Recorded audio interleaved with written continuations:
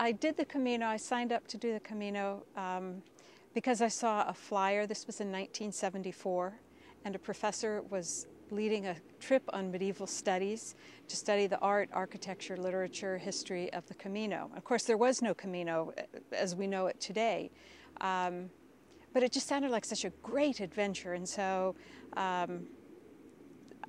agreed to do it. And what I found, it became much more than an academic course, because I suddenly realized I was walking in the footsteps of millions of pilgrims before me, and it became a very spiritual trip. It wasn't ever planned to be that way, but it was for me. That when I got to Santiago, I suddenly realized that what was behind it, what the historical. It became more than history. It became personal. But that I was connected with all of these other pilgrims from thousands of years before me.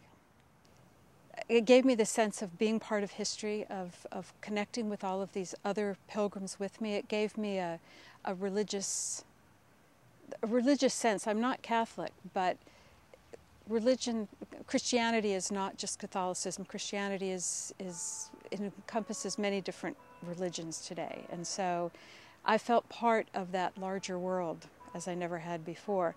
And after I'd walked in 1974, I wanted to share it with my son. And so in 2004, when he was 15, we went back and walked it together.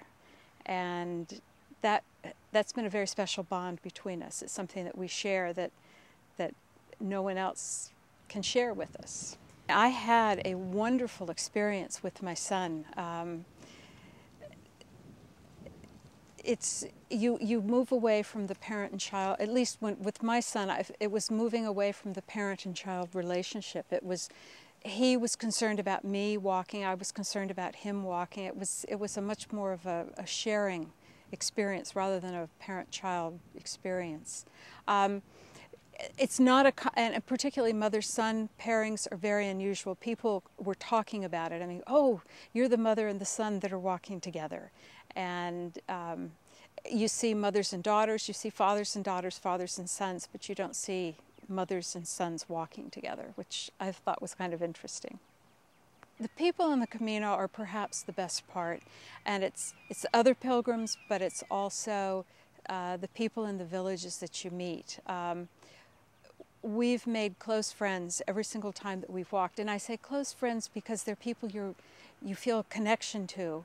It doesn't mean that you stay friends afterwards, but you can talk about, oh yeah, that was Hans from Germany. Remember what Hans did? Or that's Liz from New Zealand. Or, but you meet people from all over the world, and there's a connection there because you're sharing the same experience. I've had 10 different Caminos.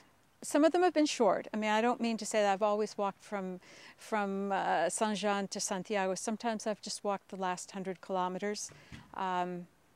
But some of them have been longer, some of them have been 200, 300 miles. It calls to me. I walk, I come home. You come home on this incredible positive feeling, an incredible high. And it lasts for a while, and then the Camino starts calling again. And I don't know why.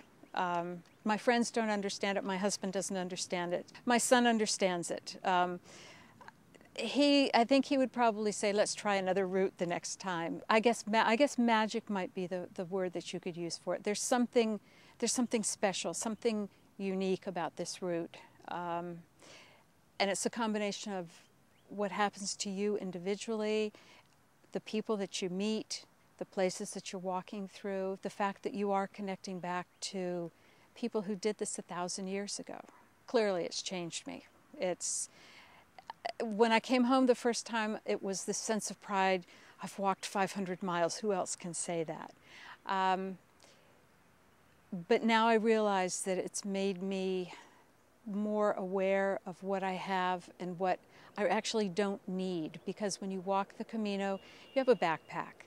You have everything that you own with you. You have to be able to carry it. And I come home and I look at the things that we surround ourselves with in life. And I realized I don't need them. That it's not the material things that we have in life that really adds value to life. It's the opportunity, the experiences that you have, the people that you meet, that's what matters. It's not the material things.